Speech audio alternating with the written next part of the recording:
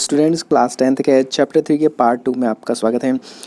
Students हमने पिछले video में देखा था कि मेटल्स और नॉन मेटल्स की जो फिज़िकल प्रॉपर्टीज़ होती है वो क्या होती है। तो आज हम देखेंगे कि केमिकल प्रॉपर्टीज़ क्या होती है, तो इसको आज हम समझेंगे। तो जैसे कि आप बुक्स में देख रहे हैं तो इसमें कुछ एक्टिविटी के तहत दिया हुआ है, तो एक्टिविटीज़ में आपको प्रॉपर समझ में ना आए इसके लिए मैं अलग से समझा देता हूँ अच्छे से, ताकि आपको समझ में आ जाए। तो यहाँ पर देखिए स्टूडेंट्स, जैसे कि reaction of metals with oxygen, यानी कि ऑक्सीजन के साथ अगर मेटल की रिएक्शन होती है तो क्या होता है। तो when metals are burned in air they react with oxygen of air to form metal oxide, यानी कि जब भी मेटल्स की रिएक्शन ऑक्सीजन या एयर से होती है तो ऑक्सीजन से रिएक्शन पर यहाँ पर मेटल ऑक्साइड फॉर्म होते हैं। तो मेटल ऑक्साइड बनकर तैयार हो जाता है। जैसे कि आप इसको यहाँ मेटल प्लस ऑक्सीजन, यहाँ मेटल ऑक्साइड, इसका एग्जांपल नीचे सोडियम और ऑक्सीजन का दिया है। जैसे कि यहाँ पर हमने लिया है सोडियम और ऑक्सीजन, तो सोडियम जब बर्न किया जाता है तो यहाँ पर सोडियम ऑक्साइड फॉर्म्ड होता है। तो आप ये देख सकते हैं कि ये फर्स्ट एक केमिकल प्रॉपर्टीज़ है मेटल्स की, कि अगर इसको मेटल्स को ऑक्सीजन के साथ रिएक्शन किया जाए यहाँ पर मेटल ऑक्साइड फॉर्म होते हैं। फिर यहाँ पर अगली प्रॉपर्टी में देखिए, maximum metal oxide are insoluble in water but some of the metal oxide are dissolve in water to form alkalis, यानी कि मैक्सिमम मेटल ऑक्साइड तो क्या होते हैं, इनसॉल्युबल होते हैं वाटर में, बट अगर हम कुछ मेटल्स की बात करें तो ये डिजोल्व हो जाते हैं और ये क्या बनाते हैं, एल्कलीज बनाते हैं। जैसे कि Na2O, यानी कि यहाँ पर सोडियम ऑक्साइड लिया है, और जब सोडियम ऑक्साइड H2O यानी वाटर में हम जब ऐड करते हैं तो यहाँ पर सोडियम हाइड्रोक्साइड बनकर तैयार होता है। पोटेशियम ऑक्साइड को जब हम ऐड करेंगे वाटर में तो यहाँ पर पोटेशियम हाइड्रोक्साइड बनकर तैयार होगा। तो इस प्रकार आप देख सकते हैं कि किस प्रकार से मेटल ऑक्साइड भी यहाँ डिजोल्व हो जाते हैं और एल्कलीज बनाते हैं।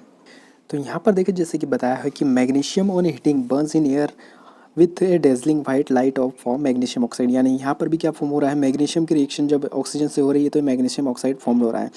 फिर दूसरी देखिए, the metallic oxide formed a basic in nature and turn red litmus solution blue, यानी कि मेटेलिक ऑक्साइड का नेचर कैसा होता है, बेसिक नेचर होता है जो रेड लिटमस पेपर को ब्लू कर देते हैं या फिर रेड लिटमस सॉल्यूशन को ब्लू कर देते हैं। थर्ड है कार्बन बर्न्स इन एयर यानी oxygen to form carbon dioxide, यानी कार्बन जब भी बर्न्स होती है ऑक्सीजन की प्रेजेंस में तो ये कार्बन डाइऑक्साइड फॉर्म्ड करती है। फिर फोर्थ है sodium react vigorously with the oxygen present in air to form sodium oxide, यानी कि यहाँ पर सोडियम जब ऑक्सीजन से रिएक्शन कर रही है तो क्या बना रही है, सोडियम ऑक्साइड बना रही है। यहाँ पर आप chemical properties of non metals देख सकते हैं। तो केमिकल प्रॉपर्टीज़ क्या होती है नॉन मेटल्स की, तो सबसे फर्स्ट जैसे देखिए, non metal react with other non metals in high temperature, यानी कि नॉन मेटल्स रिएक्ट करते हैं अदर नॉन मेटल से हाई टेम्परेचर पर, यानी कि नॉर्मल टेम्परेचर पर वर्क नहीं करते हैं। तो non metal react with other non metals in high temperature, यानी कि नॉर्मल टेम्परेचर पर ये वर्क नहीं करते हैं। दूसरा है non metal do not react with water except for chlorine, यानी नॉन मेटल्स वाटर से भी रिएक्शन नहीं करते हैं, केवल क्लोरीन ही ऐसा नॉन मेटल है जो वाटर से रिएक्शन करता है और उसमें डिजोल्व हो जाता है। थर्ड प्रॉपर्टी है non metal have a low density, यानी कि नॉन मेटल्स की केमिकल प्रॉपर्टी हम देखें कि एक लो डेंसिटी होती है इसकी, जबकि मेटल्स की डेंसिटी हाई होती है। Non metal do not react with acid, non metals reaction नहीं करते हैं एसिड से। तो ये केमिकल प्रॉपर्टीज़ आप ध्यान रखें नॉन मेटल्स की। और इससे पहले हमने देखी थी केमिकल प्रॉपर्टी मेटल्स की। अब हम बुक से देखना स्टार्ट करते हैं। तो जैसे कि यहाँ पर दिया है कि all metals do not react with oxygen at a same rate, यानी कि ऑक्सीजन से सभी मेटल सेम रेट से रिएक्शन नहीं करते, ये हमने प्रॉपर्टीज़ में देख लिया है। कुछ ऐसी भी प्रॉपर्टी मतलब कुछ ऐसे मेटल्स होते हैं जो ऑक्सीजन से रिएक्शन करते हैं। तो metals such as potassium and sodium react too so vigorously, यानी कि यहाँ पोटेशियम और सोडियम की बात करें बहुत तेज़ी से रिएक्शन करती है ऑक्सीजन से, यहाँ तक कि फायर भी कैच कर सकती है। They catch fire if kept the open, इसीलिए ज़्यादातर आपने देखा होगा कि पोटेशियम और सोडियम बहुत ही ज़्यादा रिएक्टिव मेटल है और इनको हमेशा खुला नहीं छोड़ा जाता है कभी भी, इनको हमेशा एक कवर्ड कंपार्टमेंट में ही रखा जाता है, कंटेनर में रखा जाता है। Hence the protect them and prevent accidental fires, यानी जो एक्सीडेंट हो जाते हैं फायर्स के वगैरह, इनको रोकने के लिए इनको हमेशा किस में रखा जाता है, केरोसिन ऑयल में रखा जाता है, क्योंकि बहुत ही ज़्यादा रिएक्टिव मेटल होते हैं। ऑर्डिनरी टेम्परेचर पर the surface of metal such as magnesium aluminium zinc lead etcetera are covered with a thin layer, यानी कि पतली ऑक्साइड की लेयर होती है इन पर। The protective oxide layers prevent metal from further oxidation, यानी ऑक्सीडेशन से बचाने के लिए ही एक प्रोटेक्टिव लेयर भी बनाई जाती है। Iron does not burn on heating but iron filings burn vigorously, यानी कि आयरन वैसे तो लोहा जलता नहीं, लेकिन जो आयरन फिलिंग्स होती है लोहे की छिलन वो बहुत तेज़ी से वाइग्रोसली जलती है। When sprinkle in the flame of burner, यानी बर्नर की फ्लेम इसमें डाला जाए तो तेज़ी से जलती है। Copper does not burn, copper भी बर्न नहीं होता है, but the hot metal is coated with black coloured layer of copper oxide. तो silver and gold do not react with oxygen, यहाँ पर सिल्वर और गोल्ड जो होते हैं ये भी ऑक्सीजन से रिएक्ट नहीं करते हैं हाई टेम्परेचर पर। तो अब हम आगे की ओर देखते हैं, जैसे कि यहाँ पर दिया हुआ है इसमें। अब यहाँ पर देखिए कि anodising is the process of forming a thick oxide layer of aluminium, यानी कि जो एनोडाइजिंग प्रोसेस है वो क्या है कि एल्यूमिनियम पर एक थिक लेयर बनती है, एक थिक लेयर बनती है जो एनोडाइजिंग प्रोसेस के तहत होती है। तो aluminium develops a thin oxide layer when expose to air, यानी जब ये इसको हवा में रख दिया जाता है, ओपन एटमॉस्फेयर में रख दिया जाता है, तो इसके ऊपर एक थीन लेयर बन जाती है। This aluminium oxide coat makes it resistant further corrosion, और यही जो एल्यूमिनियम की लेयर है इसको कोरोजन से बचाती है। The resistant can be improved further by making the oxide layer thicker, यानी कि अगर इसके ऊपर ऑक्साइड की मोटी लेयर जम जाती है तो इसमें कोरोजन होना बहुत ही मुश्किल हो जाता है। During anodising a clean aluminium article is made of the anode and is electrolysed with the dilute sulphuric acid, यानी कि ये बनाने के लिए क्या किया जाता है कि एक क्लीन एल्यूमिनियम आर्टिकल जो लिया जाता है जो कि एनोड का बना होता है और इलेक्ट्रोलाइज्ड किया जाता है डाइल्यूट सल्फ्यूरिक एसिड के साथ, यानी यहाँ पर इलेक्ट्रोलाइट के रूप में लिया जाता है dilute sulphuric acid. The oxygen gas evolve at the anode, यानी यहाँ पर जो ऑक्सीजन गैस होती है वो एनोड पर रिएक्ट करती है with aluminium to make thicker protective oxide layer, तो इससे बन जाती है यहाँ पर मोटी प्रोटेक्टिव लेयर जो कि इसको कोरोजन से बचाती है। This oxide layer can be dyed easily to give aluminium article to attractive finish, यानी यहाँ पर फिर इनको डाई भी कर दिया जाता है अलग अलग अट्रैक्टिव फिनिश के साथ एल्यूमिनियम के बर्तनों को या फिर एल्यूमिनियम मेटल को। अब यहाँ पर जो से दिया है कि what happens when the metal react with water, क्या होगा अगर मेटल वाटर के साथ रिएक्शन करे, तो ये वाली प्रॉपर्टी मैं आपको समझा चुका हूँ पेज में, लेकिन फिर से इसमें हम देख लेते हैं। तो जैसे यहाँ पर एक इंस्ट्रूमेंट दिया है और ये इंस्ट्रूमेंट को देख सकते हैं, इसका अपैरेटस इस प्रकार है। Metal react with water and produce a metal oxide, यानी कि जब मेटल की रिएक्शन होती है वाटर से तो मेटल ऑक्साइड फॉर्म्ड होता है, एंड हाइड्रोजन गैस, यानी हाइड्रोजन गैस भी निकलती है।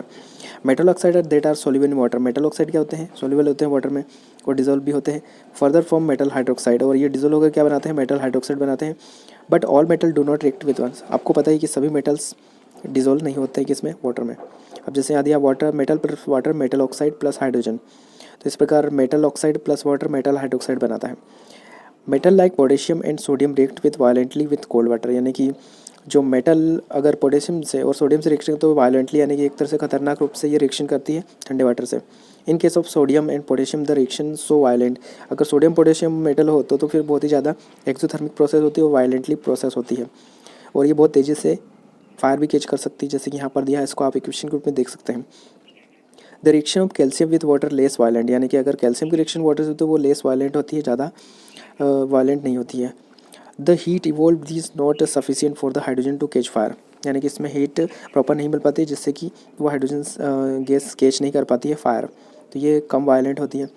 इसके बाद दिया है कि calcium starts floating because the bubbles of hydrogen gas formed, यानी कैल्शियम क्या होता है कि तैरना स्टार्ट कर देता है ऊपर सरफेस पर, क्योंकि जो हाइड्रोजन के बबल्स होते हैं वो इस प्रकार का वर्क करते हैं, उसको अपने साथ चिपका लेते हैं। Magnesium does not react with cold water, यहाँ पर मैग्नीशियम की अगर बात करें तो ये कोल्ड वाटर से रिएक्शन नहीं करता है।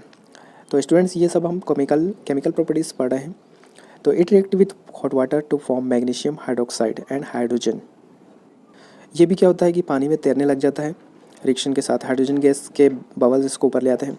Metals like aluminium iron zinc do not either with cold और हॉट वाटर, यानी कि जो एल्यूमिनियम और आयरन होते हैं ये तो किसी भी पानी के साथ रिएक्शन नहीं करता, चाहे वो गर्म पानी हो या फिर ठंडा हो, but they react with steam, पर ये रिएक्शन किससे करते हैं, स्टीम से रिएक्शन करते हैं और metal oxide and hydrogen gas form करते हैं, जैसे कि यहाँ पर नीचे दिया है, तो इक्वेशन के रूप में आप इसको देख सकते हैं अच्छे से।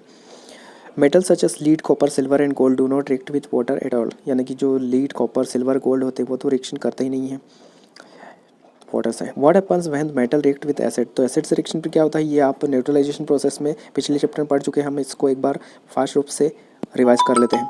तो स्टूडेंट्स आप जानते हैं कि मेटल प्लस डाइल्यूट एसिड या फिर कोई सा भी एसिड हो तो उससे साल्ट और हाइड्रोजन बनते हैं, यानी कि यहाँ पर जो प्रोडक्ट में फॉर्म्ड होगा वो होगा साल्ट और हाइड्रोजन। बट सभी मेटल्स एसिड से रिएक्शन करने पर साल्ट और हाइड्रोजन नहीं देते हैं। अब जैसे कि यहाँ पर देखिए hydrogen gas is not evolved when a metal react with nitric acid, यानी कि हाइड्रोजन गैस नहीं निकलती है जब मेटल किससे रिएक्शन करेगा, नाइट्रिक एसिड से।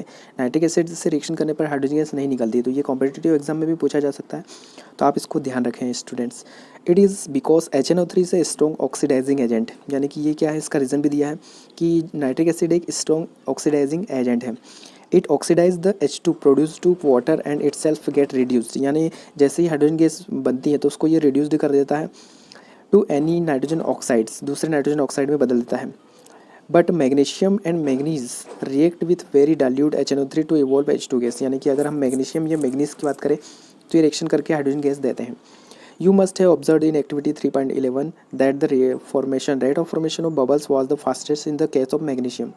यानी अगर मैग्नीशियम की रिएक्शन एसिड से होती है तो बहुत तेज़ी से हाइड्रोजन गैस के बबल्स बनते हैं. The reaction was also most exothermic in this case, यानी कि रिएक्शन भी बहुत ज़्यादा एक्सोथर्मिक होती है, हीट बहुत ज़्यादा जनरेट होती है. फिर दिया है the reactivity decrease in the order of MgAlZnFe, यानी यहाँ पर रिएक्टिविटी का क्रम दिया हुआ है तो आप इसको नोट कर सकते हैं. In the case of copper no bubbles were seen, यानी कॉपर के केस में कोई सा बबल्स फॉर्म नहीं होते हैं और जो टेम्परेचर होता है वो भी कोई चेंज नहीं होता है. This shows the copper does not react with dilute HCl, यानी कि वो जो कॉपर होता है वो डाइल्यूट HCl से रिएक्शन नहीं करता है.